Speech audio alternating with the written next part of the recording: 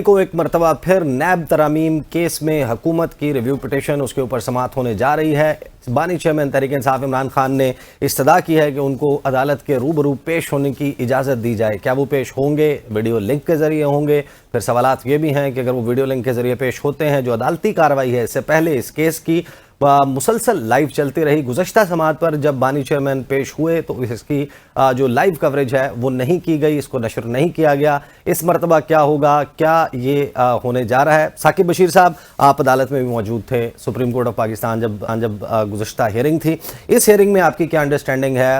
इमरान खान साहब ने तो इस्तदा की है chief justice of Pakistan justice Qazi Faez Isa से, क्या डिसीजन मुतवक्किल? एक तो उन्होंने ये भी वो एक दरख्वास्त दी है कि इन पर्सन वो आना चाहते हैं, लेकिन वीडियो लिंक के ज़रिए ही वो पेश होंगे। लेकिन इस्तदा के साथ साथ उन्होंने एक बात भी की है, तो वो बड़ी तशवीशनाक तो नहीं कहेंगे, बहरहाल वो कहते हैं कि 30 मई को मेरा जो है वो मैच होगा सुप्रीम कोर्ट में।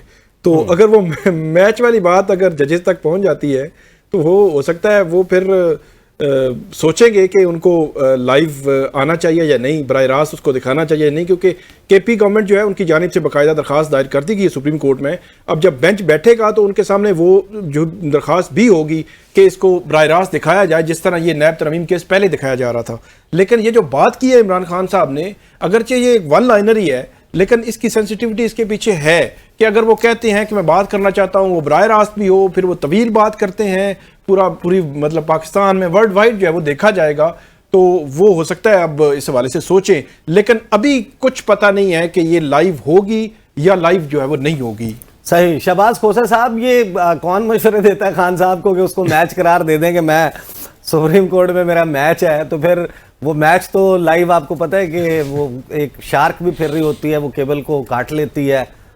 ये कौन मशवरे देता है?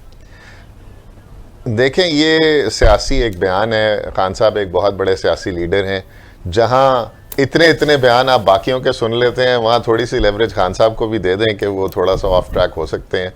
और as far as the statements of Khan sahab are concerned, वो रेगुलेट करेगी कोर्ट खुद ही। तो आई एम श्योर कि खान साहब बड़े एलोक्वेंट स्पीकर हैं, वो अपने दायरे से बाहर नहीं जाएंगे जब ये एक्चुअल हेयरिंग होगी इस केस की, और वो इस केस के पस मंज़र में ही बात करेंगे।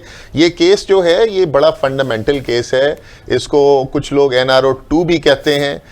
इसमें आपने देखा कि 27 दफ़ा कानून को अमेंड किया गया, नैब के कानून को, और वो लोग जिन पे खरबों रुपए की इन्वेस्टिगेशन हुई, खरबों रुपए के उनमें रिसोर्सेज स्टेट के लगे, और खरबों रुपए के एसेट्स बेनामी दरियाफ्त हुए, जिनमें जो एक फ्लैट है हमारा बड़ा मशहूर प्राइम मिनिस्टर साहब के भाई का, नवाज शरीफ साहब का, लंदन में, वो है। उसके अलावा उनमें फेक अकाउंट्स हैं जो धोबियों के नाम पे अरबों रुपए, और चाट वालों के नाम पे और फ्रूट वालों के नाम पे अरबों रुपए निकले, और खरबों रुपए की प्रॉपर्टीज निकली। समहाउ वो सारे लोग जो इन केसेस में जिनका वो कोई जवाब नहीं दे सके, जब ये उस वक्त ट्रायल फेस कर रहे थे, एकदम कानून में तरामीम करके इसमें बरी होते गए, और लाइन से बरी होते गए, और उस टाइम पर बरी होते गए जब जोर देकर और अदलिया पे प्रेशर डालकर दूसरी साइड को सजाएं देनी पड़ी इनको। सही। तो आपकी तवक्को क्या है?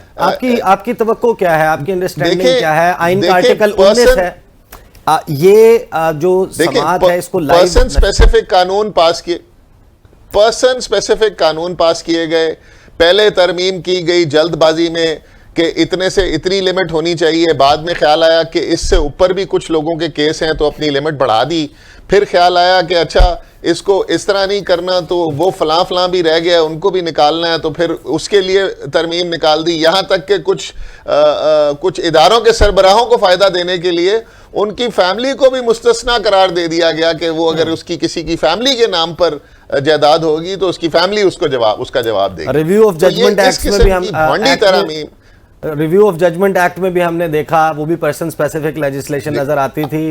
यहाँ तो ऐसा ही है। तो जहाँ पर आप जिनकी बात कर रहे हैं, जो 18वीं आईनी तरमीम है, उसमें जो तीसरी मरतबा वज़ीर आज़म बनने की कदगन जो है वो ख़त्म की गई, तो यहाँ तो आइन साजी जो है वो होती रही है। आप तो सिर्फ कानून मेंशन कर रहे हैं।